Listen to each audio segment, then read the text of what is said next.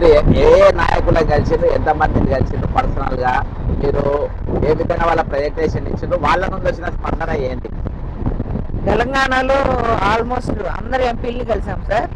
బండి సంజయ్ గారికి సుమారు ఒక 15-20 సార్లు మేము కలిసాము. కరీంనగర్ నియోజకవర్గం వాళ్ళు, మా ఆర్టీసీ వాళ్ళు ఎన్ఏసీతో ఉన్నారు, ఎన్ఏసీ టీం ప్రెసిడెంట్ సెక్రటరీ వాళ్ళు పోయి అనేక మార్లు ఆయనకి మెమరాండం ఇవ్వడం జరిగింది. ఆయన ప్రతిసారి నా వల్ల ఏమవుతుందయ్యా, ఇది మీరు ఏదో మోడీ గారు ఇస్తేనే మీకు వస్తుంది కానీ నాకు ఎన్నిసార్లు ఇచ్చి ఏం లాభం అంటాడు.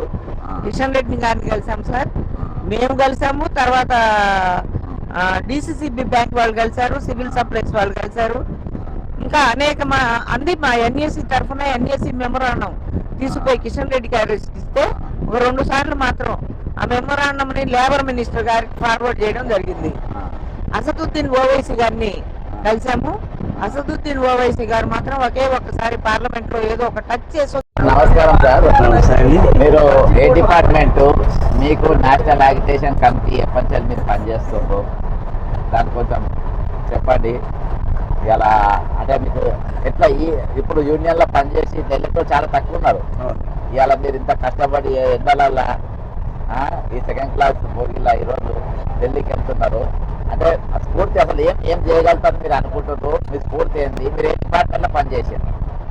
4 సంవత్సరాలు బట్టి లక్ష్మీ గారి ద్వారా ఈ ఎన్ఏసీ దాంట్లో డైరెక్ట్గా ఇన్వాల్వ్ అవుతున్నాము. అంతకుముందు ఎన్ఏసీలో ఉన్నాం కానీ డైరెక్ట్ ఇన్వాల్వ్ కాలేదు. ఈ 10 సంవత్సరాలు బట్టి ఎన్ఏసీ వారు ఇక ఉద్యమాలు చేస్తూ ఉన్నారు. గత 2017 నుంచి కూడా నేను తెలంగాణ స్టేట్ సివిల్ సప్లైస్ కార్పొరేషన్లో ఒక జిల్లా అధికారిగా పనిచేసి రిటైర్ అయ్యాను. రిటైర్ అయ్యే ముందు 1,25,000 జీతం ఆ సీట్లో. రిటైర్ అయ్యాక 2,600 రూపాయలు. ఇది ప్రస్తుతం మన లైఫ్ స్టైల్. ఎంత పెన్షన్ ఎంత? 2,600 పెన్షన్. ఇది మాకు 16 రిటైర్ అయ్యాను. 16 నుంచి 26 ఈ 10 సంవత్సరాలు కూడా అదే 2,600. నువ్వు తింటావో చస్తావో ఉంటావో నీ ఇష్టం, మేము ఇచ్చేది ఇంతే అని చెప్పి ప్రభుత్వం అంటుంది. కాదు, మేము కూడా మాకు మానవ హక్కులు ఉన్నాయి, 70 ఏళ్ళు దాటిన వాళ్ళు, మాకు బతుకు తెరువు చూపించండి. ఏ చదువు లేకుండా పేదవారికి ఎన్నో సహాయాలు చేస్తున్నారు. 30 ఏళ్ళు పనిచేసాము ఉద్యోగం చేసిన ప్రభుత్వంలో. ఇవాళ మాకు బతకడానికి కూడా అవకాశం లేకుండా మా జీవితాలు గడుస్తున్నాయి. దీనికంటే మమ్మల్ని చంపేయండి హాయిగా. మేము ఇలా ఉండి బతుకుండి ఏదో సేవలో ఉండే బదులు అనకూడదు. ఆడవాళ్ళకి, మగవాళ్ళకి, ముసలివాళ్ళకి ఆసరా పెన్షన్ అని చెప్పంటూ 4,000 నుంచి 6,000 ఇస్తున్నారు. ఏ ఆదాయం లేకుండా 100% ట్యాక్స్ మేము కడుతూ, ఆ కట్టిన వాళ్ళు మేమున్నాం, మేము సర్వీస్ అంతా ట్యాక్స్ కట్టాం. ఇవాళ మాకు 1,000 రూపాయలకి 2,000 వస్తున్నాయంటే మా బతుకులు అలాగా. కనీసం మందులకి మాకు ఉపయోగం సరిపోవట్లేదు. పిల్లలకి అది కొందామంటే వాడి బతుకు నాలుగు పొరపాటు కొందామంటే మా దగ్గర ఏముంటుందా? వచ్చాయి, జీతం వచ్చింది, రాసాము, కష్టపడ్డాం. కానీ ఎప్పుడైనా రిటైర్ అయ్యి ఈ 10 సంవత్సరాల కాలంలో రకరకాల అవసరాలు వచ్చాయి, అయిపోయినాయి. ఇవాళ బతకాలని మళ్ళీ పిల్లల మీద ఆధారపడాలా? ఆ పిల్లలు ఇవ్వచ్చు, ఇవ్వకపోవచ్చు. నా ఊరిలో సివిల్ సప్లైస్ కార్పొరేట్ కొన్ని కోట్ల మందికి ఉచిత బియ్యం, 1 రూపాయి బియ్యం పెట్టాం కొన్ని కోట్ల మందికి. ఇవాళ మాకు ఆహారం లేక మా మేనేజ్మెంట్ అడుక్కున్న, అయ్యా ఆ రేషన్ మాకు కూడా కాస్త ఇవ్వండి, మా మొగుడి పైన బతుకుతాము కనీసం అని చెప్పని రిక్వెస్ట్ లెటర్ పెట్టాము. ఈనాటికి కూడా మా సిబి రవీంద్ర గారికి దయ పుట్టట్లే, మా ఎండీకి దయ పుట్టట్లే. ఎవరు మీ ఎండీ ఎవరు? సిబి రవీంద్ర గారు. సిబి రవీంద్ర 35 ఏళ్ళు మేము పనిచేసి కొన్ని కోట్ల మందికి ఆహారం పెట్టి ఇవాళ మాకు తిండి లేక సూసైడ్ చేసుకుని మా employees, 2 employees, Sailu and Yadagiri, వీళ్ళిద్దరూ సూసైడ్ చేసుకుని కారణం ఎలా కానీ అది ఏ రూపాయలు కానీ చనిపోయారు. అయ్యో, అంటే ఇంతకంటే హీనంగా ఉందా మా బతుకు? ఇది మా పరిస్థితి అని ప్రభుత్వం అడుగుతున్నాము, చంద్రబాబు అడుగుతున్నాము, ధర్నాలు చేస్తున్నాము, రాష్ట్ర రోకలు చేశాము, ఏమంటారు బట్టలు కూడా విప్పి చదస్తలు కూర్చున్నాము, రకరకాల ఉద్యమాలు చేస్తూ ఉన్నాం. ఎప్పటికప్పుడు అదిగో వస్తుంది, ఇదిగో వస్తుంది. కనీస పెన్షన్, కనీసం ఏమిటి? 7,500 మినిమం. అది 7,500 దానికి డిఏ ప్లస్ మాకు హెల్త్ కార్డు ఇమ్మని చెప్పి అడిగాం. ఇది పెద్ద కోరిక కాదు మాకు. 2014లో ఆయన జయదేవకర్ గారు మాట ఇచ్చాడు, మేము 3,000 ఇస్తాము, డిఏ ఇస్తాము అధికారం రాగానని. అధికారం రాగానే ఆయన పక్కన పెట్టారు కానీ నాకేమి ఇప్పటిదాకా ఇవ్వలేదు. సరే అది పోయాక మోడీ గారు వచ్చా కూడా కనీసం మోడీ గారు కూడా చూస్తాము చేస్తామని మా అశోక్ రావత్ గారు నేషనల్ లీడర్ ఆయన 2 సార్లు కలిసి చెప్పుకొచ్చారు. ఎంతోమంది మినిస్టర్ని కలిశారు, నిర్మలా సీతారామన్ కావచ్చు, లేబర్ మినిస్టర్ కావచ్చు, ఎంపీలు కావచ్చు కలుస్తున్నారు. మా రికార్డు మొత్తం దాదాపు 600 పేజీలు రికార్డు తయారు చేసి పెట్టారు. ఇది ఈ ఒక్క ఇష్యూ మీదే EPS 95 ఈ స్కేల్ కావాలని ఆయన రిపోర్ట్ తయారు చేసి పెట్టి CBT మీటింగ్లో టేబుల్ మీద పెట్టారు. వారికి ఎక్స్ప్లెయిన్ చేశారు, పవర్ పాయింట్ ప్రింట్ చేసి ఇచ్చారు. వీరేంద్ర సింగ్ గారు, మన అశోక్ రావత్ గారు, ఈ మహానుభావులు ఢిల్లీలో ఉండే బుల్లానాడు ఇప్పటికి దాదాపు 7 సంవత్సరాల బట్టి రిలే నిరాహార దీక్ష చేస్తారు. బుల్లానాడు రిలే నిరాహార దీక్ష 7 సంవత్సరాలుగా ఎవరికి దయపట్టలేదండి.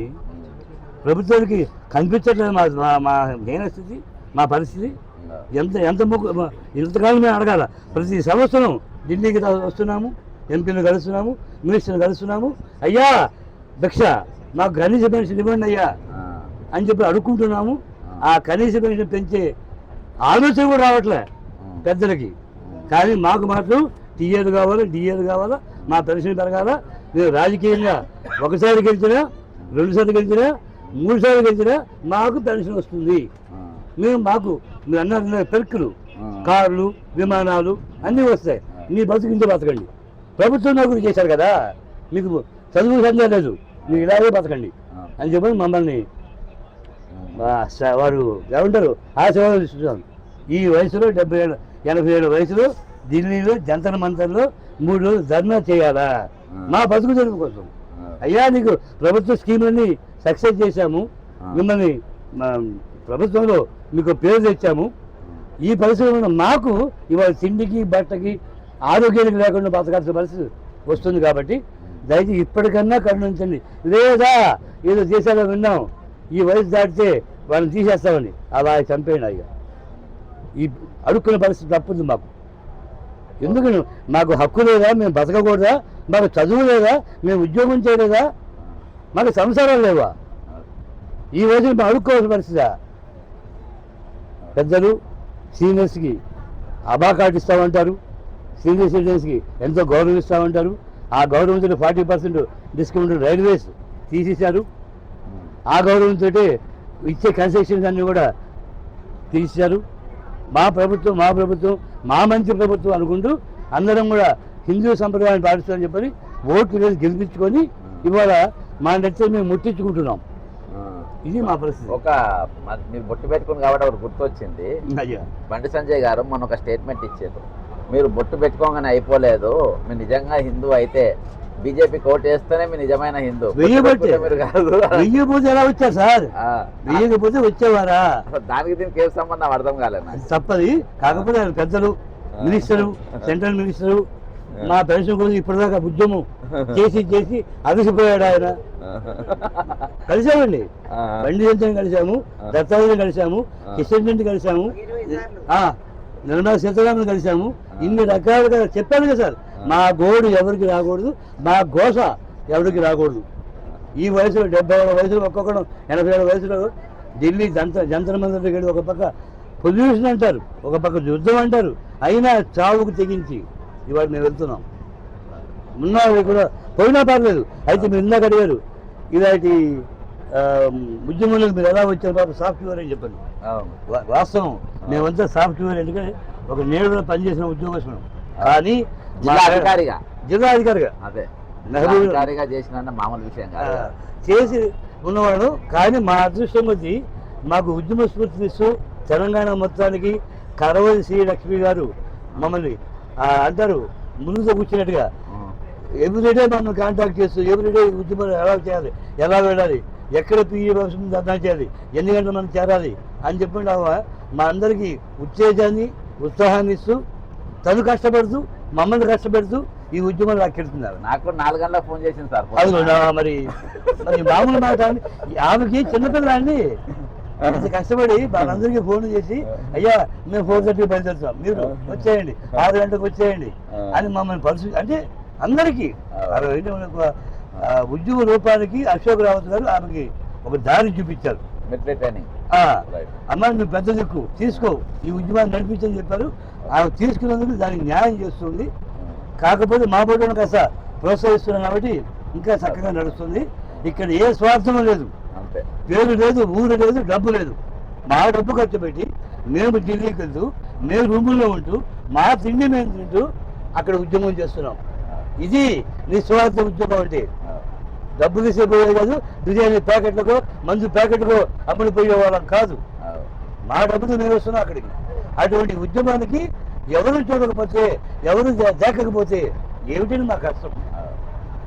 ఆఖరికి అప్పుడు పిల్లలు కూడా మమ్మల్ని పంపడానికి ఏం తెచ్చావయ్యా, ఏం చేస్తావు, 10 సార్లు పోయావు, ఇప్పుడు డబ్బు కట్టుబడి వచ్చేదా అని పిల్లలు మమ్మల్ని అడుగుతున్నారు. నిజమైన పరిస్థితి, వాస్తవం అనేది. నేను ఎగ్జాక్ట్గా చెప్పట్లేదు, ఇది జరుగుతున్న వాస్తవం. కాకపోతే ఏమిటంటే ఏమో ఆశ, మోడీకి లేకపోతుందా, ఎప్పటికైనా ఇవ్వకపోతారా, మినిమం పెన్షన్ అడుగుతున్నా. నాకేం గొంతున్న కోరిక కాదు, 7,000 వెళ్తున్నారు ఇవ్వకపోతారని ఆశపడుతూ మేము ముందుకు వెళ్తున్నాం సార్. మాకు అవ్వాలని, సక్సెస్ కావాలని, ఆ మోడీ గారికి దయపుట్టాలని, లేదా మమ్మల్ని షూట్ చేయమని రిక్వెస్ట్ చేస్తున్నాం.